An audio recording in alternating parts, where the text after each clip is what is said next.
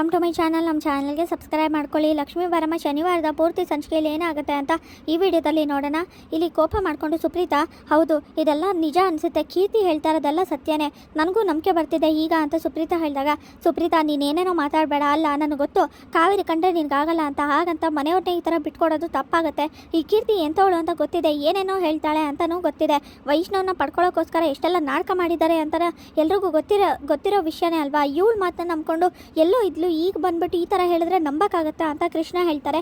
ಹೌದು ಸುಪ್ರೀತಾ, ಏನೇನೋ ಮಾತಾಡಬೇಡ, ನನ್ನ ಮೇಲೆ ಕೋಪ ಇದ್ದರೆ ಅದನ್ನು ಮನೆಯಲ್ಲೇ ಕೂತ್ಕೊಂಡು ಬಗೆಹರಿಸ್ಕೊಳ್ಳೋಣ, ಆದರೆ ಬೇರೆಯವ್ರ ಮುಂದೆ ಈ ಥರ ಮಾತಾಡೋದು ಬೇಡ ಅಂತ ಇಲ್ಲಿ ಸುಪ್ರೀತಾ ಹತ್ರ ಮಾತಾಡ್ತಿರ್ತಾಳೆ ಕಾವೇರಿ. ಸಾಕು ನಿಲ್ಲಿಸಿ, ಅದಕ್ಕೆ ನಾನು ಮಾತಾಡ್ತಾ ಇರೋದು ವೈಷ್ಣವ್ ಹತ್ರ, ಅವನಿಗೆ ಎಲ್ಲ ಸತ್ಯ ಗೊತ್ತಾಗಬೇಕು, ಇದೆಲ್ಲ ನಿಜಾನೇ ಅಂತ ಸುಪ್ರೀತಾ ಹೇಳಿದಾಗ, ಅತ್ತೆ ಅಮ್ಮ ಅಂದರೆ ನಿಮಗೆ ಇಷ್ಟ ಅಲ್ಲ ಅಂತ ಗೊತ್ತು, ಹಾಗಂತ ಏನೇನೋ ಮಾತಾಡಬೇಡಿ, ಅದನ್ನ ಕೇಳಿಸ್ಕೊಳ್ಳೋಕ್ಕೆ ತುಂಬಾ ಕಷ್ಟ ಆಗುತ್ತೆ, ನಂಗೆ ಇದೆಲ್ಲ ಇಷ್ಟ ಆಗಲ್ಲ ಅಂತ ವೈಷ್ಣವ್ ಹೇಳ್ತಾನೆ. ವೈಷ್ಣವ್ ಏನಾಗಿದೆ ನಿನಗೆ, ಸ್ವಲ್ಪ ಸತ್ಯನ ಕಂಡುಬಿಟ್ಟು ನೋಡು, ಈ ಕ್ಯಾಮ್ರಾದಲ್ಲಿ ಇದ್ದಿದ್ದು ನಿಜಾನೇ ಅನ್ಸುತ್ತೆ, ಯಾರು ಗೊತ್ತು ಈ ಅದಕ್ಕೇನೆ ಏನಾದರೂ ಮಾಡಿರ್ಬೋದಲ್ವಾ.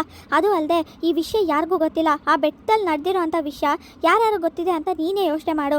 ಈ ಕಾವೇರಿ ಅದಕ್ಕೆ ಮತ್ತು ಕೀರ್ತಿಗೆ ಬಿಟ್ಟರೆ ಇನ್ಯಾರಿಗೂ ಗೊತ್ತಿರಲ್ಲ, ಇನ್ನು ಬೆಟ್ಟದ ಮಾದೇವ ಇವ್ರಿಗೆಲ್ಲ ಬಿಟ್ಟು ಲಕ್ಷ್ಮಿಗೆ ಹೇಗೆ ಗೊತ್ತಾಯಿತು ಈ ವಿಷಯ, ಈ ಲಕ್ಷ್ಮಿ ಹೇಗೆ ನಂಬಕ್ಕೆ ಸಾಧ್ಯ. ಕೀರ್ತಿ ಏನು ಹೇಳಿದ್ಲೋ, ಬೆಟ್ಟದ ಮಾದೇವ ಏನು ಹೇಳಿದ್ರೋ ಅದನ್ನೇ ಅಲ್ವಾ ಲಕ್ಷ್ಮಿ ಅವತ್ತಿಂದ ಹೇಳಕ್ಕೆ ಪ್ರಯತ್ನ ಪಟ್ಟಿದ್ದು. ಆದರೆ ಈ ಅದಕ್ಕೆ ಪ್ರತಿ ಸಲಿನೂ ಅವಳಿಗೇನೋ ಆಗಿದೆ ಅಂತ ತಲೆ ಕೆಟ್ಟಿದೆ ಅಂತ ಬಂದು ತಡಿತಾನೆ ಇದ್ರು. ಅದರಿಂದ ಲಕ್ಷ್ಮಿಗೆ ಏನಾಯ್ತು ಅಂತ ನೋಡ್ದಲ್ವಾ ನೀನೇನೆ, ಎಲ್ಲಿ ಅದಕ್ಕೆ ಬಣ್ಣ ಬಯಲಾಗುತ್ತೋ, ಲಕ್ಷ್ಮಿ ಎಲ್ಲಿ ಬಯಲು ಮಾಡ್ತಾಳೋ ಅಂತ ಅವಳನ್ನ ಪ್ರತಿ ಸಲ ತಡಿತಾ ಇದ್ದಿದ್ದು, ಅವಳಿಗೆ ಏನೋ ಆಗಿದೆ ಅಂತ ಎಲ್ಲರೂ ನಂಬಿಸ್ತಾ ಇದ್ದಿದ್ದು. ಪಾಪ ಲಕ್ಷ್ಮಿ ಎಷ್ಟೆಲ್ಲ ಹೇಳಿದ್ರು ಕೂಡ ನಾವು ನಂಬಲಿಲ್ಲ, ಕೊನೆಗೆ ಇವತ್ತು ನಾವು ಅವಳನ್ನೇ ಕಳ್ಕೊಬಿಟ್ವಿ ಅಂತ ಅಳ್ತಾ ಇರ್ತಾಳೆ ಸುಪ್ರೀತಾ.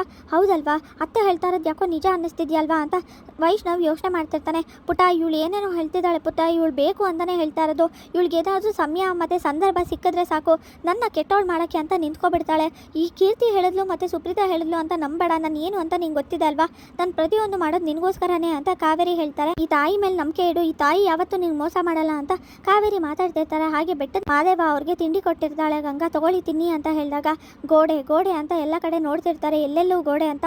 ಹೌದು, ಗೋಡೆ ಇಲ್ಲದೆ ಮನೆ ಕಟ್ಟಕ್ಕೆ ಹೇಗೆ ಸಾಧ್ಯ, ಗೋಡೆ ಇದ್ರೇನೆ ಮನೆ ಕಟ್ಟಕ್ಕಾಗೋದು, ಅದಕ್ಕೆ ಎಲ್ಲ ಕಡೆ ಗೋಡೆ ಅಂತ ಗಂಗಾ ಹೇಳ್ತಾರೆ. ಇಲ್ಲೆಲ್ಲ ಹೀಗೆ ಇರೋದು ಅಂತ, ಇಲ್ಲ ಮುಕ್ಕಣ್ಣ, ಆ ಮುದ್ದು ಮಾದಪ್ಪನಿಗೆ 3 ಕಣ್ಣು ಮುಕ್ಕಣ್ಣ ಅಂತ ಮಾತಾಡ್ತಿರ್ತಾರೆ. ಎಲ್ಲ ಗೋಡೆಗಳು ಅಂತ ಅಂದ್ಕೊಂಡು ಇವರೇನಪ್ಪ ಹೀಗೆ ಮಾತಾಡ್ತಿದ್ದಾರೆ, ಗೋಡೆಗಳನ್ನೇ ನೋಡ್ಕೊಂಡು ಮಾತಾಡ್ತಿದ್ದಾರಲ್ಲ, ಯಾಕೋ ವಿಚಿತ್ರ ಅನ್ನಿಸ್ತಿದೆ, ತುಂಬಾ ಭಯ ಆಗ್ತಿದೆ ಅಂತ ಗಂಗಾ ಅನ್ಕೋತಾ ಇರ್ತಾಳೆ. ಇಲ್ಲಿ ನೋಡಿದ್ರೆ ಯಾರೂ ಇಲ್ಲ ಅಂತ ಅಂದಾಗೆ ನಿಮ್ಮನ್ನ ಯಾರು ಕರೆಸಿದ್ದು, ಕೀರ್ತಿ ಅಕ್ಕನ ಅಥವಾ ಸುಪ್ರೀತಾ ಅಕ್ಕನ ಅಂತ ಮಾತಾಡ್ತಿರ್ತಾರೆ. ಆಗ ಇಲ್ಲ ಕೀರ್ತಿ ಸುಪ್ರೀತಾ ಅಲ್ಲ, ಈ ಲಕ್ಷ್ಮಿ ಅಂತ ಹೇಳಿದ ತಕ್ಷಣ ಗಂಗಾಗೆ ಶಾಕ್ ಆಗುತ್ತೆ.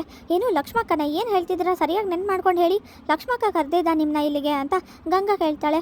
ಅದು ಕೀರ್ತಿ ಸುಪ್ರೀತಾ ಅಂತ ಬೆಟ್ಟದ ಮಾದೇವ ಅವರು ಯೋಚನೆ ಮಾಡ್ತಿರ್ತಾರೆ. ಯಾಕೆ ಈ ಥರ ಯೋಚನೆ ಮಾಡ್ತಿದ್ದೀರಾ ಹೇಳಿ ಅಂತ ಗಂಗಾ ಹೇಳಿದಾಗ, ಏನಿಲ್ಲ ಅಂತ ಅಲ್ಲಿಂದ ಬಿಟ್ಟು ತಿಂಡಿನ ಹೊರಟೋಗ್ತಾ ಇರ್ತಾರೆ. ನಿಂತ್ಕೊಳ್ಳಿ, ಎಲ್ಲ ಹೋಗ್ತಿದ್ದೀರಾ ಅಂತ ಗಂಗಾ ಹೇಳ್ತಿರ್ತಾಳೆ. ಯೋಚನೆ ಮಾಡು ವೈಷ್ಣವ್, ನೀನು ಪ್ರತಿ ಸಲಿನೂ ಚಿಕ್ಕ ವಯಸ್ಸಿಂದ ತಾಯಿ ಪ್ರೀತಿನೇ ಬೆಳ್ಕೊಂಡು ಬಂದಿದ್ಯಾ, ಈಗ ದೊಡ್ಡ ಆನೆಗೆ ಯಾವುದಾದ್ರೂ ಹಗ್ಗ ಹಾಕಿ ಕಟಾಕಿರ್ತಾರೆ ಚೈನು, ಅದು ಏನು ಅನ್ಕೊಳ್ಳುತ್ತೆ ಹೇಳು, ಅದನ್ನ ಬಿಡಿಸ್ಕೊಳಕ್ಕಾಗಲ್ಲ ಅಂತ ಅನ್ಕೊಳ್ಳುತ್ತೆ, ಯಾಕಂದರೆ ಅದ್ರ ಹತ್ರ ಅಷ್ಟೊಂದು ಶಕ್ತಿ ಇಲ್ಲ ಅಂತ ಚಿಕ್ಕ ವಯಸ್ಸಿಂದ ಚೈನ್ ಕಟ್ಟಿರೋದ್ರಿಂದ ಹಾಗೆ ಅನ್ಕೊಂಡಿರುತ್ತೆ. ಆದರೆ ಅದರಿಂದ ಬಿಡ್ಕೊಂಡು ಹೋಗೋಕ್ಕೆ ಆಗಲ್ಲ ಅಂತ ಅಲ್ಲ, ಆದರೆ ಅದಕ್ಕೆ ಚಿಕ್ಕ ವಯಸ್ಸಿಂದ ಹಾಕಿದ್ದಾರೆ, ನನಗೆ ಆಗೋದಿಲ್ಲ ಅಂತ ಅದು ಅಂದ್ಕೊಂಡಿರುತ್ತೆ.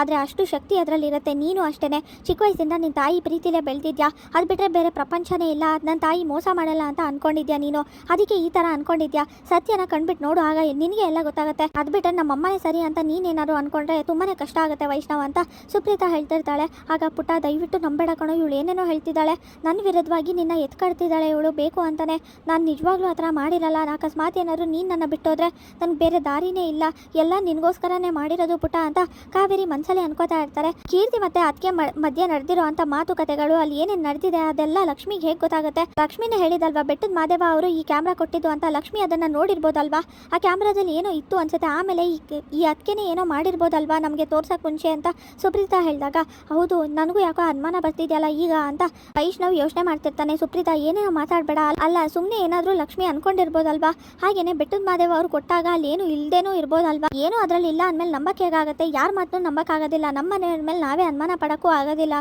ಯಾವತ್ತೂ ಕಾವೇರಿ ಆ ಥರ ಮಾಡೋಕ್ಕೆ ಸಾಧ್ಯನೇ ಇಲ್ಲ, ಅದು ಮಗನ ವಿಷಯದಲ್ಲಿ ಇಲ್ವೇ ಇಲ್ಲ ಅಂತ ಕೃಷ್ಣ ಹೇಳ್ತಾರೆ. ಯಾಕೆ ಈಗ ಮಾತಾಡ್ತಿದ್ದೀರಾ, ಎಲ್ಲ ಸ್ವಲ್ಪ ಸುಮ್ಮನೆ ಇರ್ತೀರಾ, ನಾನು ಮಾತಾಡ್ತಿರೋದು ವೈಷ್ಣವ್ ಹತ್ರ ಅಂತ ಹೇಳಿ ವೈಷ್ಣವ್ ನೀನೇ ಯೋಚನೆ ಮಾಡು ಅಂತ ಹೇಳ್ತಾರೆ. ಹೌದು ಅತ್ತೆ ಹೇಳೋದೆಲ್ಲ ನಿಜಾನೇ, ಲಕ್ಷ್ಮಿ ಅವರು ಪ್ರತಿ ಸಲ ಹೇಳಕ್ಕೆ ಬಂದಾಗಲೂ ಅವ್ರಿಗೆ ಅವಕಾಶನೇ ಕೊಡಲಿಲ್ಲ, ಇಲ್ಲ ಅಂದಿದ್ರೆ ಇಷ್ಟೊತ್ತಿಗೆ ಅವರು ನಮ್ಮ ಜೊತೆ ಇರ್ತಾಯಿದ್ರು ಅಂತ ವೈಷ್ಣವ್ ಯೋಚನೆ ಮಾಡ್ತಿರ್ತಾನೆ.